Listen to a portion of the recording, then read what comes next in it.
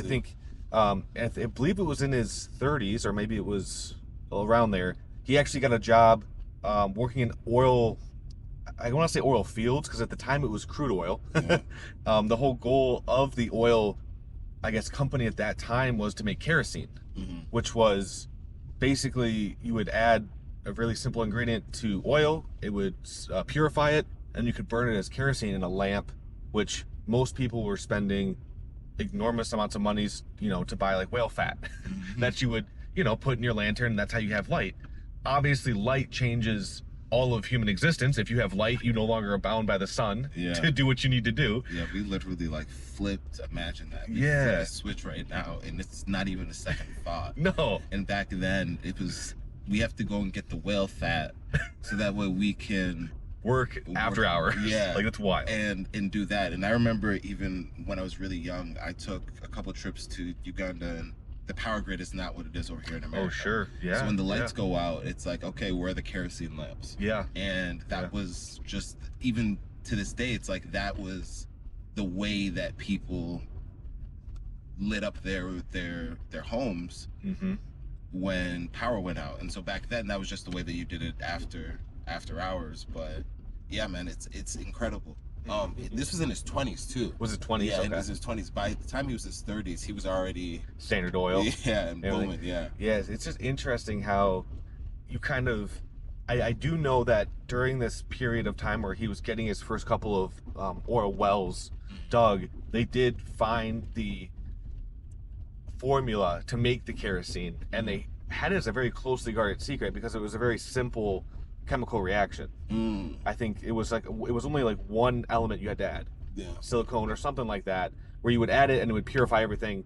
And because it was so simple, he used to be very meticulous about who knew the secret and who was allowed to know the secrets. Yeah. Because that was what a lot of his company was built on, was the fact that he could produce this stuff. Yeah, he was a big person of secrets. So the first person that made me think of was Estee Lauder, and how she was very, very scrupulous in terms of making sure that the secret was always protected. Nobody had all the parts of the secret, and that was more in the 80s, the 1900s, I would say, the 1980s.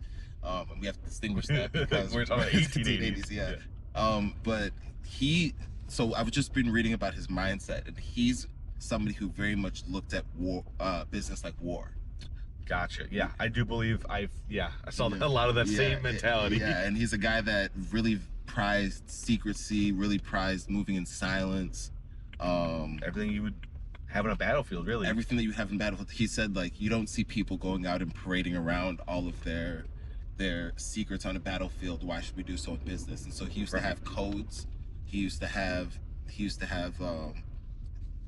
transmit a lot of information in codes, and so that aligns so much with what you're talking about in terms of keeping the simple formula guarded and protected, because that's their business advantage. Yeah. Did you come across any research with him overselling his oil fields to a certain railroad magnate? JP Morgan.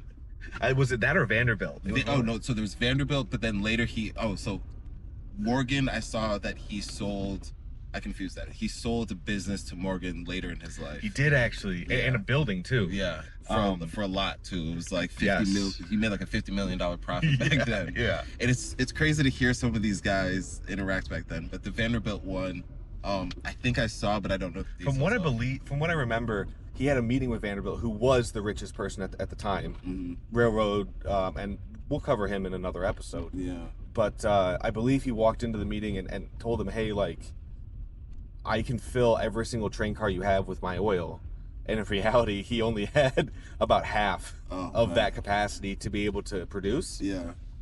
But he was able to negotiate, and this is something that I'll come across a couple of times in his career, where he is a master negotiator to instill that confidence that, no, like, if you go with me and we do this deal, we'll do it at this price, and at that price, I can guarantee you business for the next decade or so, right? Like, just giving that amount of confidence to go, yep, that's the person we need to do the deal with, and then he'll run off and say, okay, how do I actually make that deal happen on the back end? Yeah, he had great business instincts. I think Charlie Munger said that Standard Oil was the best business, the best organization in American history. which is high esteem. But yeah, I think it's these kinds of deals though that make it so that you can start merging and acquiring these other companies and taking that next step. So one thing that I think it was Vanderbilt, where he said, "You come to me." He didn't go to him. It's pretty big because I think he was established at this point. Yes, he was established at this point. But to say to somebody like Vanderbilt, the richest person in the country at that time, yeah, you come here. I'm not. If you want to make a deal, I'm not coming there. It's a big flex. It is. You know. Yeah. It's something where, like, this is where we start to see those dominoes kind of fall into place where, because he has such a strong negotiation skills, he's able to set up these deals. He's now able to put leverage on these other oil refineries in the region and in the country, where he's now able to blockade their entire production line, or he's able to just buy out all the train cars so they can't ship them, even if they were able to pull oil out of the ground. They can't actually get it anywhere. Yeah, transportation, understanding the transportation networks, the bottlenecks, and all that stuff was a huge part. And we talk about meticulous, but meticulous really only comes to life when you look at planning outside of the happy path.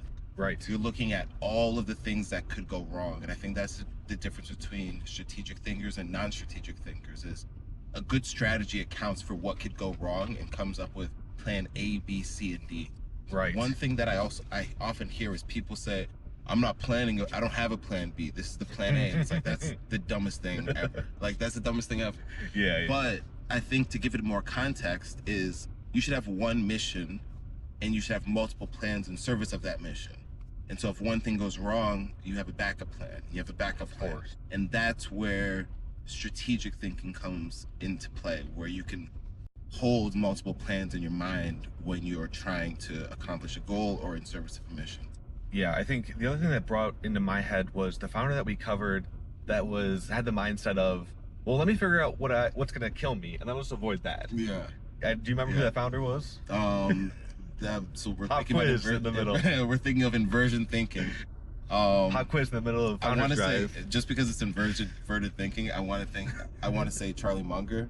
But it's not him. I believe, because I remember we said this. Yep. We referenced Charlie Munger in the inverted thinking when we talked about this. Why don't you? I actually have the idea of who it was, but we'll have to add it in there because this is how I feel like Rockefeller thought about his competition.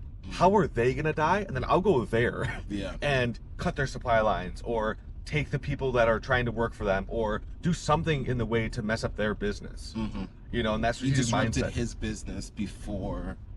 disrupted his business before other people could disrupt his business, and it always seems like he was one step ahead because in his mindset he was one step ahead. He was trying to put himself out of business.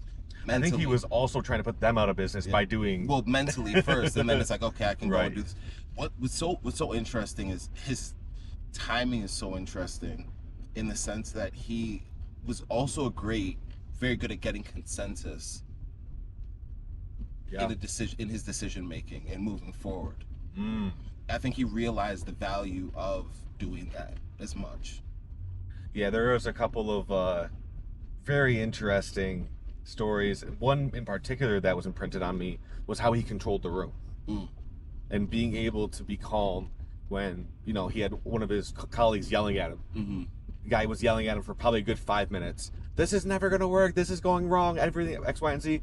And John just looked at him and was like, sorry, I missed what you were saying. Could you repeat that? And they're the only two people in the room. The guy's been yelling for the last 5 minutes. It's like, all right, we need to reset. And he's just like, okay, I'm going to control the conversation because you might have good points, but I'm going to control the conversation. Yeah, he very disciplined. They say that he never yelled. He never lost his temper. Although, I mean, just looking at the way that he conducts himself, the guy is probably next level. I don't want to put any specific terms out there, but but he is somebody that I think he just had a lot of restraint. And I don't think that he just didn't feel the feels. I think he was very well aware of that, but he just knew how that stuff could affect his business dealings and his relationships. And so So we're in the spot now where he's got kind of the start of Standard Oil. Working with Vanderbilt, having secret deals with those railroads allows him to squeeze out competitors. Yeah.